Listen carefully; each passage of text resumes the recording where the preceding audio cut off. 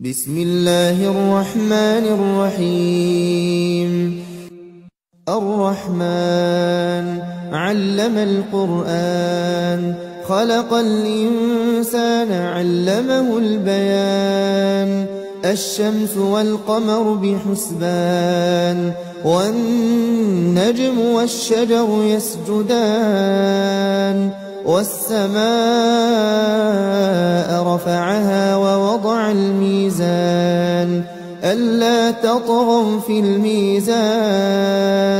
وأقيموا الوزن بالقسط ولا تخسروا الميزان. والأرض وضعها للأنام، فيها فاكهة والنخل ذات الأكمام.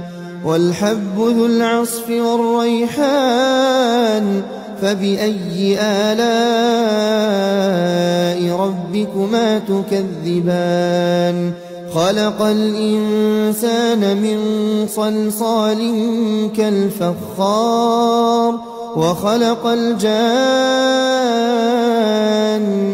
من مارج من نار. فبأي آلاء ربكما تكذبان. رب المشرقين ورب المغربين، فبأي آلاء ربكما تكذبان. مرج البحرين يلتقيان، بينهما برزخ لا يبغيان. فبأي آلاء ربكما تكذبان. يخرج منهما اللؤلؤ والمرجان، فبأي آلاء ربكما تكذبان. وله الجوار المنشآت في البحر كالأعلام، فبأي آلاء ربكما تكذبان. كل من عليها فان، ويبقى وجه ربك ذو الجلال والإكرام. فبأي آلاء ربكما تكذبان. يسأله من في السماوات والأرض كل يوم هو في شأن. فبأي آلاء ربكما تكذبان. سنفرغ لكم أيها الثقلان. فبأي آلاء ربكما تكذبان. يا معشر الجن والإنس إن استطعتم أن تنفذوا من أقطار السماوات والأرض فانفذوا، لا تنفذون إلا بسلطان. فبأي آلاء ربكما تكذبان.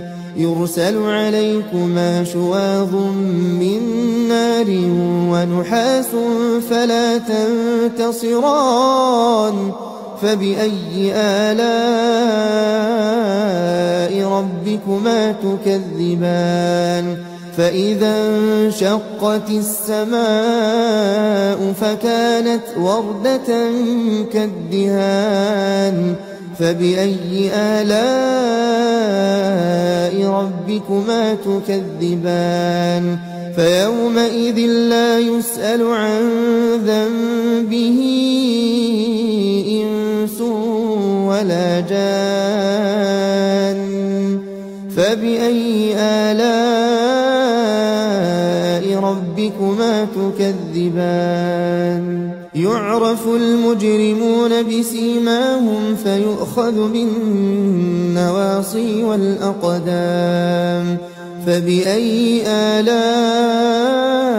ربكما تكذبان. هذه جهنم التي يكذب بها المجرمون، يطوفون بينها وبين حميم آن. فبأي آلاء ربكما تكذبان ولمن خاف مقام ربه جنتان فبأي آلاء ربكما تكذبان ذواتا أفنان فبأي آلاء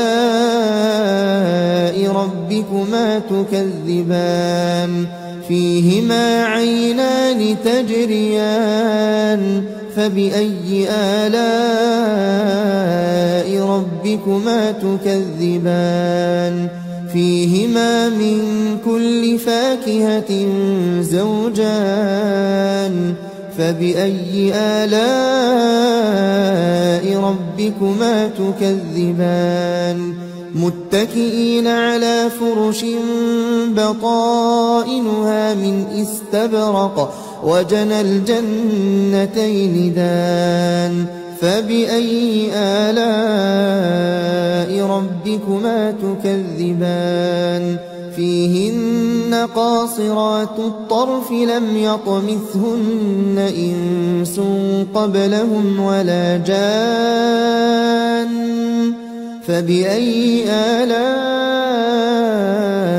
ربكما تكذبان كأنهن الياقوت والمرجان فبأي آلاء ربكما تكذبان هل جزاء الإحسان إلا الإحسان فبأي آلاء ربكما تكذبان ومن دونهما جنتان فبأي آلاء ربكما تكذبان مدهامتان فبأي آلاء ربكما تكذبان فيهما عينان نضاختان فبأي آلاء ربكما تكذبان فيهما فاكهة ونخل ورمان فبأي آلاء ربكما تكذبان فيهن خيرات حسان فبأي آلاء ربكما تكذبان حور مقصورات في الخيام فبأي آلاء ربكما تكذبان لم يطمثهن إنس قبلهم ولا جان فبأي آلاء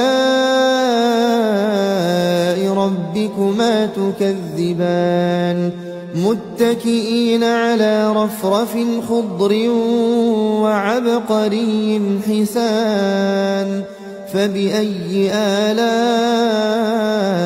ربكما تكذبان تبارك اسم ربك ذي الجلال والإكرام